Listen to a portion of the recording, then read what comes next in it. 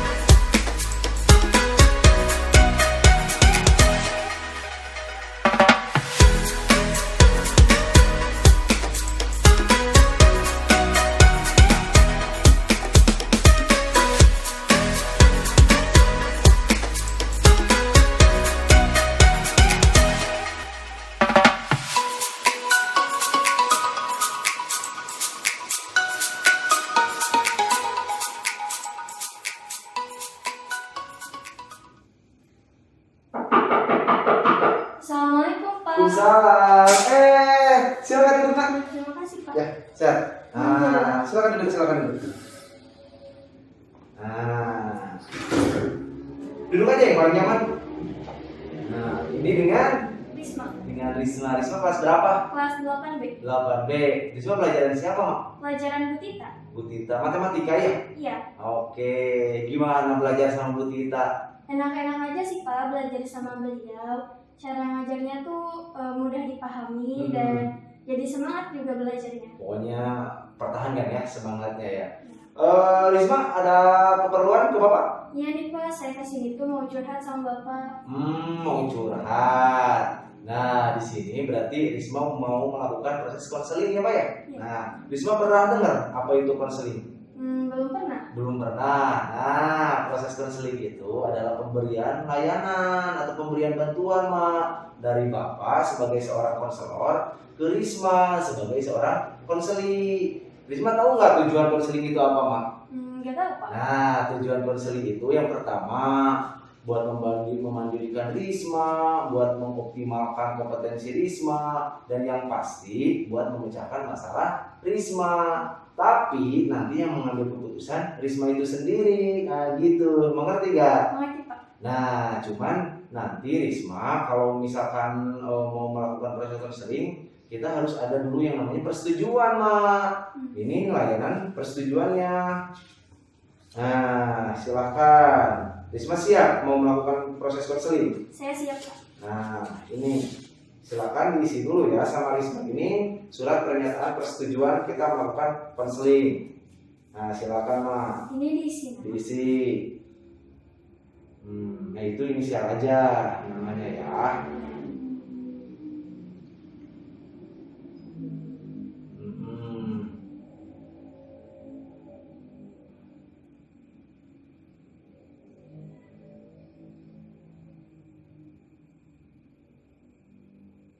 Nah, alamatnya juga ditulis ya, Nak ya. Iya.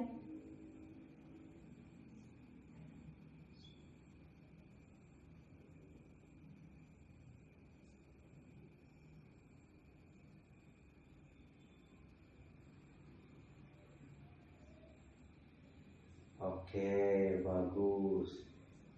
Nah, ini terakhir di tanda tangan sama Risma ya.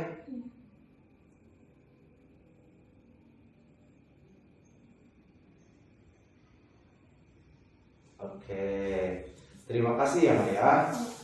Bapak simpen ya. Iya, Pak. Oke, Bapak simpen dulu Risma. Terus jatuh gimana? Nah, setelah nulis surat pernyataan persetujuan mau Risma mau konseling, Risma nggak usah takut ya Mak ya. Karena untuk konseling itu ada asas-asasnya Mak. Nanti yang pertama ada yang namanya asas kerahasiaan. Risma itu pokoknya hanya Risma, Bapak mungkin dengan Tuhan yang tahu ya Mak ya. Yang kedua ada yang namanya asas keterbukaan Mak. Nah, asas keterbukaan itu adalah Risma ngobrol apapun yang mau ganjal dari dalam diri Risma, unek-unek Risma, semuanya terbuka aja ya. Nggak usah malu-malu ya. Terus ada lagi di sana asas kesukarelaan. Risma ada yang maksa nggak datang ke sini? Enggak, Pak. Nggak ada. Oke. Tapi proses konseling ini kita batasi. Risma mau berapa menit, Mak? 30 menit kira-kira cukup. 30 cukup ya? Oke. Sebetulnya apa sih Mak yang mau diceritakan sama dicurhatkan oleh Risma tuh ke Bapak tuh? Jadi saya kesini tuh mau curhat Pak sama Bapak. Soalnya saya bingung mau cerita sama siapa. Saya tuh kayak gak ada teman buat curhat. Mau curhat ke teman kan malu, terus takutnya rahasia saya jadi diomongin lagi ke teman-teman yang lain. Jadi saya kesini mau curhat sama Bapak. Oke. Sebetulnya apa sih yang mau dicurhatkan atau yang dirasakan Risma tuh? Jadi gini Pak, di rumah itu saya jengkel banget, saya tuh muak, saya tuh juga kesel banget sama mama dan kakak laki-laki saya. Mereka itu selalu melarang saya ini dan itu. Saya nggak boleh main, saya nggak boleh main HP lama-lama, saya nggak boleh kemana-mana. Pokoknya mereka tuh selalu nyuruh saya buat belajar. Nggak boleh ada aktivitas yang lain kecuali belajar sama ya bantu-bantu pekerjaan rumah. Jadi Risma benci banget sama si mama ya? Ya saya tuh kesel banget. Kesel banget. Contohnya yang membuat Risma benci apa sih Mak? Sampai segitu bencinya sama si mama, sampai segitu marahnya tuh? Jadi misalkan ya Pak, yang membuat saya kesel itu mau berangkat sekolah. Mau berangkat sekolah tuh kan dari rumah ke depan tuh yang naik angkot ya lumayan dekat. Tapi mama saya itu selalu aja nganterin saya sampai naik angkot. Padahal kan nih Pak, di kampung saya tuh banyak juga teman-teman saya yang naik angkot juga dan satu sekolah sama saya. Tapi selalu aja diliatin sama mama sampai naik angkot. Jadi saya tuh ngerasa kalau saya tuh selalu diawasin sama mama saya. Saya juga jadi ngerasa mama tuh nggak percaya sama saya. Padahal kan banyak teman-teman dekat saya juga di situ. Iya, padahal bareng-bareng ya menurut Risma. Terus ada lagi nggak Mak, si mama itu kenapa sampai marah segitunya ke mama Risma? Jadi misalkan saya tuh kan emang disuruh ngaji. Saya juga disuruh ngaji. Nah dari pengajian ke rumah juga ya lumayan dekat. Tapi mama itu selalu ngeliatin saya Pak. Misalkan saya mau berangkat ngaji selalu dianterin. Terus pas lagi ngajinya juga diliatin. Saya duduk dekat sama siapa, belajar ngaji apa hari itu. Terus juga sampai pulangnya juga diliatin terus dianterin sampai rumah. Padahal kan saya juga mau Pak. Saya juga udah anak SMP. Tapi mama tuh selalu sampai segitunya ke saya. Ya teman-teman saya juga jadi mikir, Risma tuh manja banget sih sampai segitunya mamanya ngawasin. Terus jadi diomongin. Diomongin sama teman-temannya. Iya. Terus Risma dengan perlakuan mama seperti itu mengganggu nggak ke proses belajar kalau di sekolah? Mengganggu banget lah Pak. Mengganggu. Iya. Misalkan kan sekarang kurikulum 2013. Iya. Jadi kan dituntut untuk aktif. Jadi banyak kegiatan-kegiatan praktek misalkan, terus kerja kelompok. Nah, pas kerja kelompok itu kan misalkan harus di rumah teman ya Pak, atau di rumah saya. Nah, pas kerja kelompok juga nggak dibolehin sama mama. Katanya takut malah main lah, takut kejauhan, terus takut saya jadi malah main, bukannya kerja kelompok gitu. Jadi mendingan kerja kelompoknya di rumah Risma aja biar terpantau sama mama gitu? Iya, tapi mau kerja kelompok di rumah saya juga teman-teman saya yang nggak mau. Nggak mau. Terus? Karena sih mama saya kan selalu ngawasi. Mereka jadi ngerasa nggak nyaman gitu. Sama perlakuan si mama. Iya. Terus Risma kalau misalkan si mama udah kayak gitu, Risma ngapain aja? Maksudnya kalau diawasi Rismanya gimana, Mak? Ya saya cuman bisa diam aja. Padahal hati saya tuh sebenarnya kesel banget sama mama saya. Saya tuh pengen bilang kalau saya tuh marah gitu, nggak suka digituin. Tapi nggak bisa, ya kan mama saya. Risma udah pernah mencoba ngobrol ke si Mama? Belum, makanya ini saya cerita ke bapak karena jadi unek-unek gitu loh Pak. Mengganjal juga ya, Mbak ya. Terus kakak Risma gimana, kakak Risma? Kakak saya juga sama kayak gitu kelakuannya, nggak beda jauh lah sama mama saya. Misalkan saya pulang sekolah selalu dijemput, padahal saya nggak minta jemput. Sama kakak? Iya, kan saya juga banyak teman yang pulang naik angkot bareng sama saya, teman-teman dekat saya yang tetanggaan. Tapi kakak saya itu masih tetap aja ngejemput saya. Ya saya juga ngerasa seakan-akan kakak saya itu nggak percaya sama saya. Terus apa lagi kira-kira sama kakak Risma yang sampai dibenci Risma ke kakak sama ke mama, apa lagi coba? Ya sekarang kan serba teknologi itu canggih ya Pak. Saya juga suka main handphone. Nah main handphone juga kan buat searching-searching, browsing-browsing. Tapi kalau kelamaan kakak saya terus lihat selalu diaduin ke mama. Nah kalau udah diaduin ke mama, ntar mama yang ngomelin saya Pak. Padahal kan saya juga gak macem-macem pakai handphonenya. Kata kakak katanya, nih mah Risma main handphone lama-lama kayaknya chatan sama cowok deh. Oh, terus alasan si kakak ke si mama ngadu apa? Ya ngadunya katanya takut ntar nakal karena chatan sama cowok, terus juga ntar takut diajak yang macem-macem sama cowok gitu. Kalau misalkan kakak udah kayak gitu laporan ke si mama atau ngaduin Risma gimana perasaannya, Bang? Ya saya juga kesel. Itu kan handphone saya. Terus juga saya ngegunainnya untuk hal-hal yang positif kok. Tapi kakak saya tuh beranggapan lain, terus ngaduin ke mama yang enggak. Emang kalau misalkan lama main HP, Risma suka ngapain aja sih, Mak? Kalau main HP saya itu paling cuma YouTubean, terus YouTube-nya itu juga buat nonton video materi pembelajaran. Terus juga chatan kalau misalkan ada tugas yang nggak dimengerti ketemu. Terus juga ya buat belajar juga. Selain itu apa lagi buka HP? Mungkin si kakak tuh Rismanya lama gitu ya. Selain itu apa lagi? Ada nggak yang dibuka-buka yang bikin asik? Maksudnya itu yang bikin lama tanpa waktu gitu Risma main HP-nya? Ya saya sih suka baca novel online.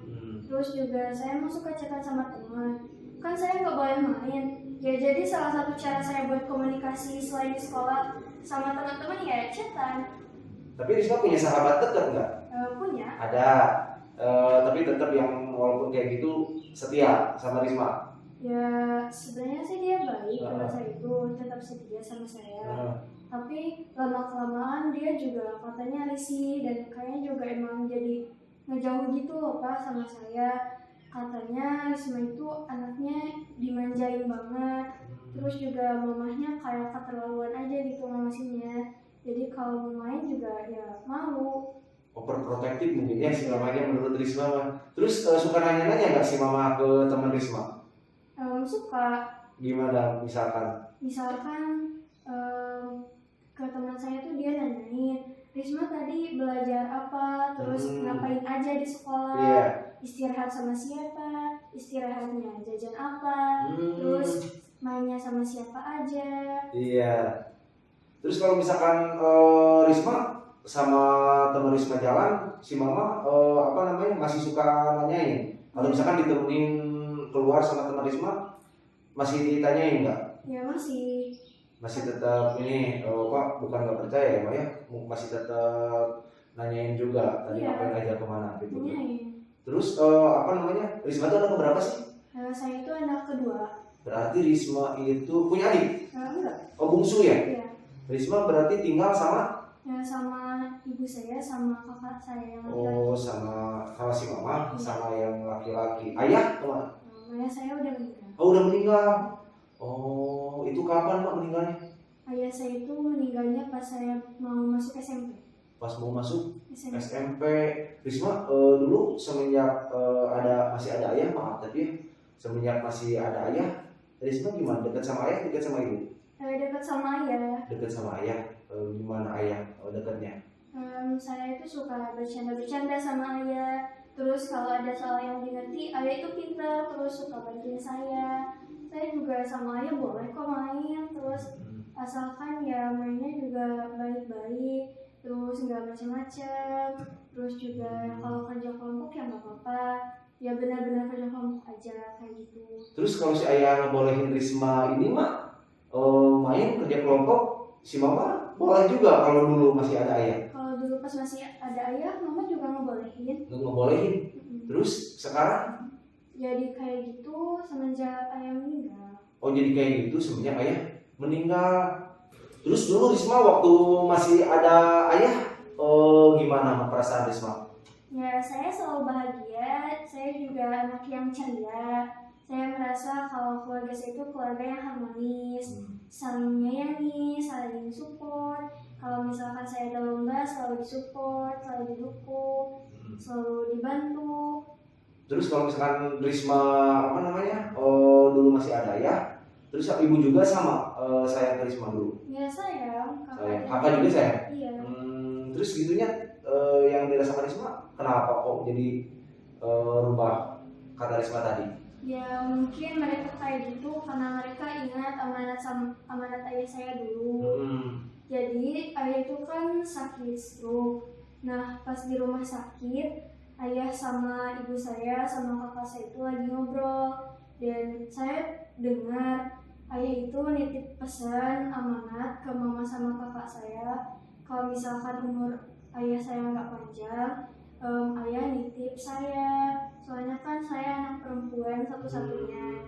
Jadi ayah pesan buat mereka itu ngejaga saya, melindungi saya, terus jangan sampai saya main sama orang-orang yang nggak baik. Terus juga jangan lupa buat saya selalu ibadah, terus selalu ngejaga saya, jangan sampai saya ini salah pergaulan. Amanat si ayah gitu. Iya. Terus ke si kakak ada nggak amanatnya?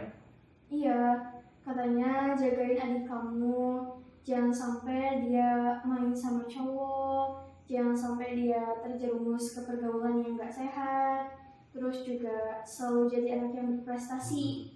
Jadi biar belajar dulu ya Risma ya. Iya. Risma, tapi ada nggak yang deketin Risma atau Risma punya teman spesial nggak sekarang? Ada. Ada, coba ceritain Mak. Ya kita cuma chatan aja.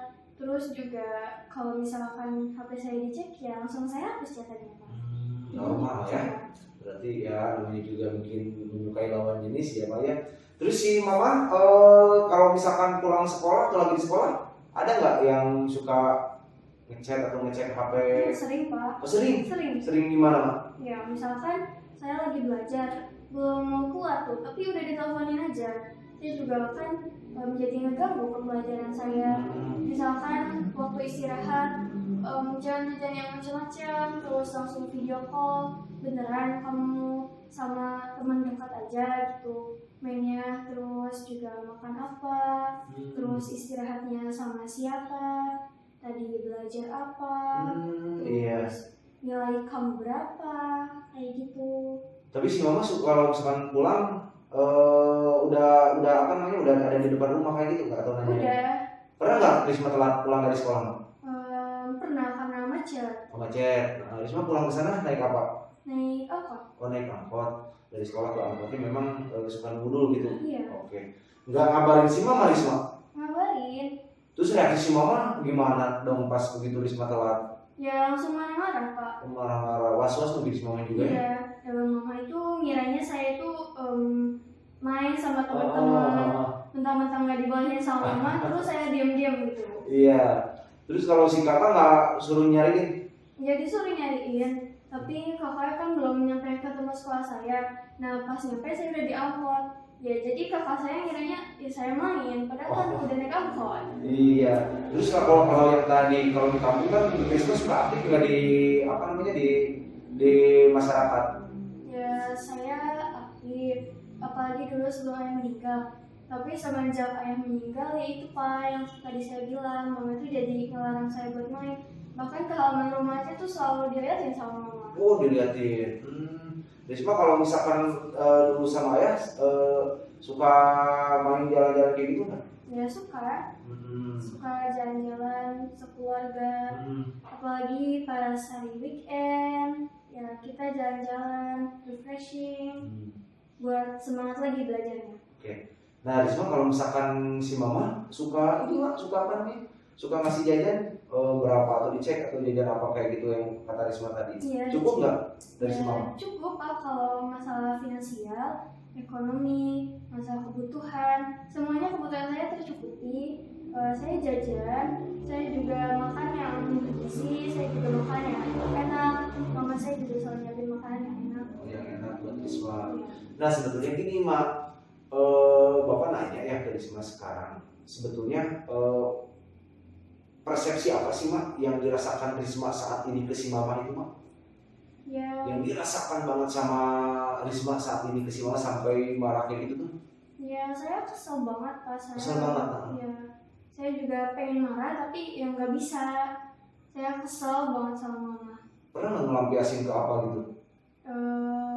Enggak sih. Ngelampiasin misalkan pengen pergi atau pengen Oh ini? iya pernah Pak, pernah. Heeh. Saya juga pernah kepikiran buat pergi dari rumah. Saya tuh ngerasa kalau di rumah itu kayak di neraka. Ya di neraka ya. Iya. Karena Rismanya udah tertutup sama apa tadi tuh kata Risma tadi? Sama amarah, sama kejengkelan. Heeh. Tapi saya juga mikir lagi, kalau misalkan saya keluar dari rumah, pergi dari rumah, Heeh. ya gimana sama kehidupan saya nantinya? Iya ya, kita apa mau pergi kemana juga ya, Mbak ya? Iya. Terus Risma apa sih, Mbak, yang dirasakan Risma, coba ceritakan ke Bapak. Persepsi yang membuat marah Risma itu apa sih sebetulnya itu? Saya tuh marah ke mama ya karena itu mama selalu overprotective ke saya, terus juga ya terlalu lebay lah ya Pak istilahnya. Terlalu lebay. Heeh. Jadi saya juga gak ditemenin sama teman, ya gara-gara mama yang terlalu kayak gitu. Teman-teman saya jadi risih gitu. Oke, Rismanya jadi risih. Oke. Sebetulnya gini, Mak. Andai kita coba bayangkan, Mak. Kalau si Mama sama si Kakak cuek, acuh tak acuh ke Risma, apa yang bakal dirasain oleh Risma kalau misalkan mamanya cuek itu, contohnya gini, nggak ngabarin Risma mau main sama siapa aja, terserah, pokoknya cuek aja si Mama. Coba bayangin, Mak, apa yang akan dirasakan Risma? Saya bakal ngerasa sedih Pak, saya Sedih? bakal ngerasa sedih banget. Saya tuh punya orang tua, punya keluarga, tapi ngerasa nggak punya keluarga karena nggak diperhatiin. Terus juga ya bakalan sedih, bakalan ngerasa nggak dipeduliin, nggak disayangin, terus juga ngerasa nggak berguna gitu. Nah, teman-teman saya juga kan Pak banyak nih ya yang ya broken home kayak gitu, dan mereka tuh nggak diperhatiin sama mamahnya, sama kakaknya misalkan. Kayak mau main siapa aja boleh, terus juga nggak pernah ditanyain kalau pulang sekolah, terus nggak pernah ditanyain udah makan atau belum, terus juga mungkin kekurangan uang jajan juga mungkin. Jadi mereka itu kayak cari perhatian dan cari kenyamanan di luar gitu, sampai-sampai mereka itu jadi anak yang nakal, terus jadi anak yang suka dimarahin sama gurunya karena selalu berontak di kelas misalkan kayak gitu. Terus juga mereka jadi bebas, jadi ya nggak baik lah gitu. Nah, itu udah bagus. Cuman coba gini, Mak, bayangkan marahnya Risma itu tapi dimunculkan dalam persepsi atau sudut pandang positif. Kemarahan Risma itu sama si Mama, kenapa si Mama kayak gitu, tapi dimunculkannya dalam sudut pandang yang positif. Bisa diceritakan, Mak, menurut Risma atau menurut pandangan Risma? Mungkin mama saya ngelakuin hal itu karena ada sisi positifnya, kayak yang udah saya ceritain tadi, kan amanat dari ayah juga. Terus juga mungkin mama saya pengen melatih saya untuk jadi anak yang produktif, terus juga tahu mana yang harus diprioritaskan, mana yang harus dikesampingkan. Terus juga melatih saya buat jadi anak yang bertanggung jawab, mandiri, terus juga jadi anak yang baik-baik. Kalau si kakak gimana, Mak? Kenapa kayak gitu, Mak? Kakak saya juga kayak gitu, mungkin punya alasan yang baik buat saya. dia nggak mau adik perempuannya ini jadi anak yang nggak baik, jadi suka main sama cowok, jadi suka jadi liar misalnya. Terus juga ya misalkan saya yang baik ini jadi berbanding terbalik gitu Pak, jadi negatif dan kebawa sama pergaulan yang gak sehat. Nah itu Bapak seneng, sekarang pikiran Risma udah mulai terbuka ya Pak ya, udah lebih luas, udah melihat sudut pandang itu yang tadinya cuma dari sudut pandang Risma aja ternyata lebih positif. Terus Risma kalau misalkan udah tahu kayak gitu mau gimana Mas sekarang? Saya mau coba ngomong sama mama saya kalau mah saya itu udah remaja loh, udah SMP. Saya juga ya paham lah mana yang harus saya lakukan, mana yang nggak harus saya lakukan. Misalkan saya juga bakalan tetap belajar kok, misalkan kalau mama ngasih sedikit kebebasan buat main, saya juga bakalan menggunakan kebebasan itu ya buat bersosialisasi, buat menambah wawasan, belajar dari alam, terus juga belajar bersosialisasi dengan baik. Terus juga saya jadi bisa memilih mana teman yang baik, mana yang enggak. Saya bakalan ngomong sih ke mama kayak gitu. Tapi Risma tambah sayang gitu ke mama. Ya, itu sayang. Dan saya ternyata mama itu ya Maya melakukan hal yang seperti itu. Dari cerita Risma kan udah ada udah ada amanat juga ya. Terus kata Risma juga kan tadi Risma itu anak pertama ya, anak bungsu ya Maya, yang memang harus dijaga. Memang sih betul mah pada saat anak perempuan itu apalagi bungsu, mungkin orang tua Risma itu atau ayah Risma itu agak sedikit takut, ibarat putih telur atau telur yang berada di ujung tanduk itu kalau udah sekali jatuh ke bawah udah bakal pecah, sama dengan didikan orang tua mungkin dari yang tadinya Risma itu baik, takutnya itu salah pergaulan udah ada susah lagi dia mah ya. Terus menurut Risma kesimpulannya yang Risma ambil dari cerita ini apa? Menurut saya jadi berpikir lebih jernih, terus memandang sesuatu itu nggak dari satu sisi negatifnya aja, tapi ada sisi positifnya. Toh mereka itu kan keluarga saya, pasti mereka ngelakuin itu karena buat demi kebaikan saya juga. Bagus. Terus apa lagi Mbak? Terus juga mungkin mereka ngelakuin itu buat ya kebaikan saya, buat ngelatih saya jadi anak yang baik, jadi anak yang tetap jadi anak yang baik-baik, jadi anak yang produktif, berprestasi, sukses ke depannya, dan bisa ngebanggain mereka. Oke, bagus banget ya. Ternyata Risma jawabannya itu dimundurkan bisa menjawab sendiri ya tantangannya. Terus langkah-langkah apa Mak yang akan dilakukan Risma sekarang Mak? Langkah-langkahnya saya bakalan ngobrol ke mama, bakalan ya ngasih pengertian ke mama kalau saya juga butuh sedikit kebebasan kayak teman-teman saya yang lain. Saya juga nggak akan menyalahgunakan kebebasan itu kok. Saya juga bakalan belajar dari alam, terus kerja kelompok sama teman-teman. Mainnya juga cuma ngobrol-ngobrol doang kok, kayak gitu. Berarti bakal tambah sayang juga ya. Terus langkah selanjutnya saya juga bakalan ngabarin mama saya sama kakak saya kalau misalkan udah nyampe sekolah, terus lagi belajar, udah belajar, terus mau pulang sekolah, istirahat, sama siapa aja, terus tadi saya di sekolah ngapain aja. Dan misalkan kalau ada pelajaran tambahan, saya bakalan ngabarin mama sama kakak saya, Mah, Pak, jangan khawatir, Risma sama teman-teman kok, sama guru, ya ada pelajaran tambahan kayak gitu. Berarti Risma makin sayang aja ke mama gitu ya. Ya. Memang sih Mak, kalau misalkan Bapak tarik kesimpulan, ada istilah gini Mak, kasih ibu sepanjang masa. Kasih ibu sepanjang masa, kenapa bilang seperti itu? Mungkin yang tadinya Risma merasa marah, yang tadinya Risma merasa jengkel saat masih mama, dan akhirnya Risma sendiri yang bilang bahwa mama itu ternyata memang sayang banget ke Risma ya Maya, karena nggak mau kehilangan Risma, nggak mau Risma apa-apa. terus kakaknya Risma juga sama mungkin ya nggak mau Risma terjerumus ke dalam pergaulan yang bebas, apalagi kan Risma amanatnya sama si ayah itu kan harus belajar ya, makanya tidak ada seorang ibu yang memang membiarkan anaknya itu terjerumus ke dalam hal-hal yang negatif. Bapak senang banget hari ini Risma udah didatangi Risma untuk berkunjung, udah curhat ke Bapak ya Maya, karena mungkin waktu konseling juga udah mau habis ya Maya. Dari tadi kan yang dari awal kita melakukan konseling, nah sekarang juga waktunya udah habis. Ini kira-kira Risma bisanya kapan nih buat melakukan pertemuan selanjutnya Mak?